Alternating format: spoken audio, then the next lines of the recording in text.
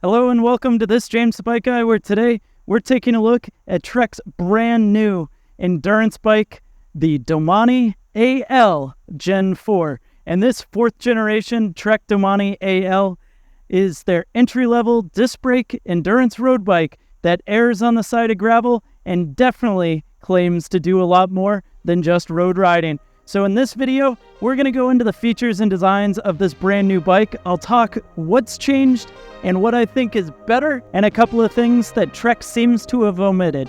So join me here, and if you enjoy what you see, consider subscribing so you can see more videos like this to check out as well. Talking Trek Domane specifically, the brand new Gen 4 that's in front of us here.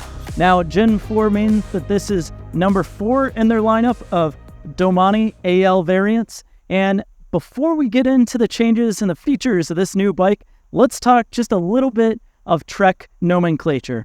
So, in Trek's Domane lineup, that is what they consider their endurance bikes. So it means upright, comfortable geometry, a little bit shorter reach, a little more versatility and adaptability over something, say, like their Amanda, which is a more race performance-specific style bike, and not quite as rowdy or as fun-loving as what you might get, say, in the Trek Checkpoint gravel bike. But the Domane also slots in with an AL level frame, which gives it a unique positioning in Trek's lineup. So in their nomenclature, aluminum comes in 2 levels when we're talking road bikes. So the first level would be this bike here, which is what they call a Domane AL, and the AL uses the Alpha 100 series aluminum. Now, on higher-end aluminum bikes in Trek's road lineup, they would have something called a ALR frame, or indicating a 300 series aluminum frame. And basically the differences between the two going to be in the quality of the manipulation of the tubing and how visible the welds are. So on this bike, being an AL frame means that you are still going to see the welds, although they are smoothed out, and aluminum welds are a little gloopy anyway, so having them smoothed just a little bit does make this frame look nicer. And then you'll see that this is going to be hydroformed tubing, but when you go up to, say, an ALR variant or that 300 series frame, they'll use a little bit harder aluminum so that they can use less material and make it a little lighter. They also do more in the way of double butting and hydroforming to the frame, and a higher level of aluminum weld finish quality, smoothing out the welds to where they're nearly invisible, or what Trek calls InvisiWeld.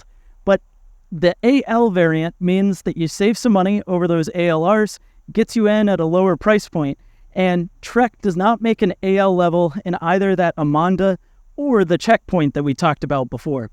So after this Domane AL, they then jump up to the carbon variants of the bikes, say the Domane SL, which is a 500 series carbon, and then they do have a top-end SLR, which is the bougie, no-holds-barred version of this endurance bike.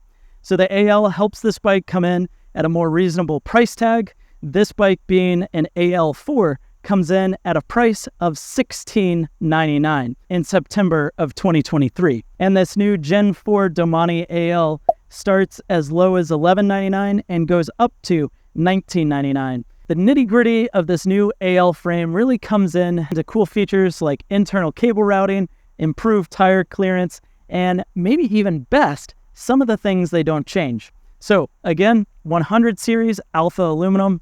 Up front, we've got a carbon fiber OCLV fork. This is a new fork for the Domane AL, and it has 40 millimeter tire clearance. So that's right, this bike runs up to 40 mils up front as well as in the back.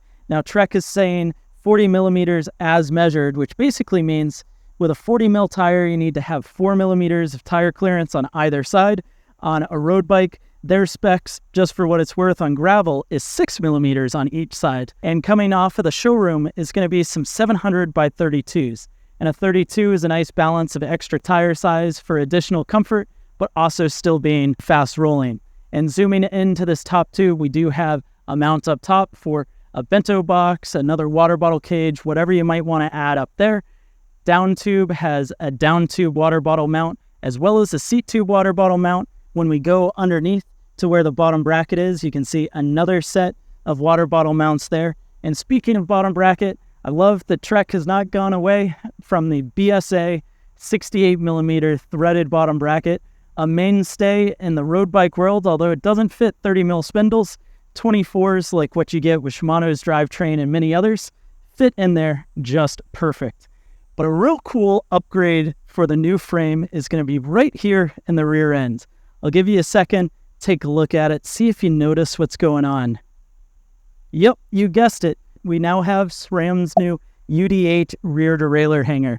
Now, UDH stands for Universal Derailleur Hanger, and that's going to give us two major benefits. The first, well, you heard it, it's universal. So this derailleur hanger that you see right there, this piece, which is a sacrificial piece, so if you get a stick caught, your bike falls over, whatever, that part of the frame is supposed to break so that you don't damage the drivetrain. But these used to be proprietary to each model.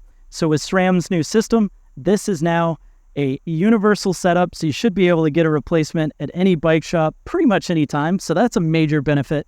The other major benefit is it means the bike is now compatible with some of the newer direct mount rear derailleur setups from SRAM. Say, like their wide range 1x12 drivetrain. So if you wanted to go a little more gravelly, I mean, you do have 40mm tire clearance.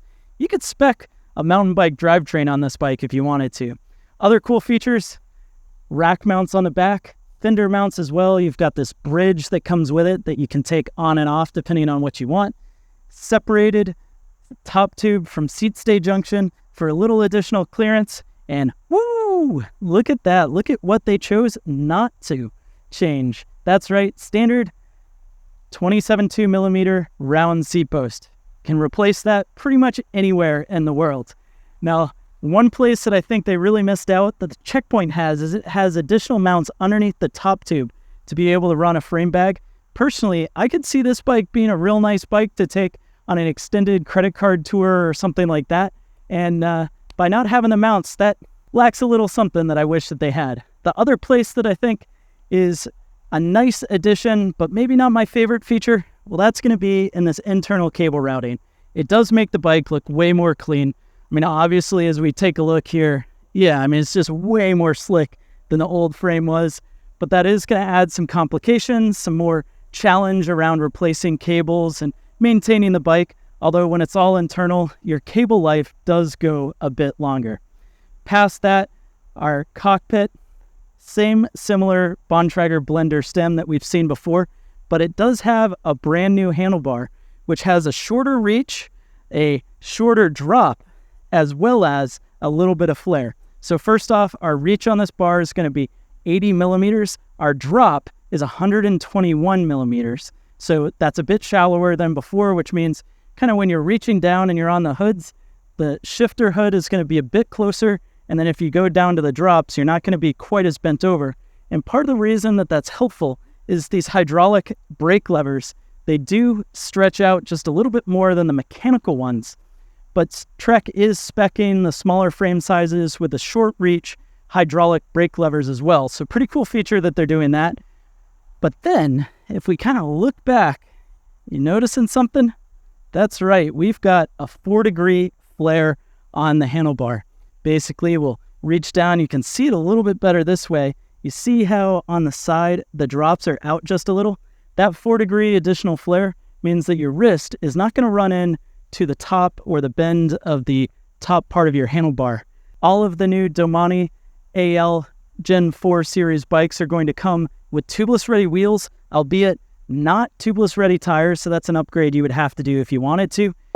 The rim brake version of this bike, the AL2 rim, which is the entry-level bike, about $1,000 to get into that bike, that one is still the same old frame as before. And in fact, the disc brake variants of the Domane are all identical geometry. So same exact reach, same exact stack, same bottom bracket height, head tube angle, seat tube angle, chainstay, all the words that are out there about frame geometry is the same, which is a good thing because why change something that works?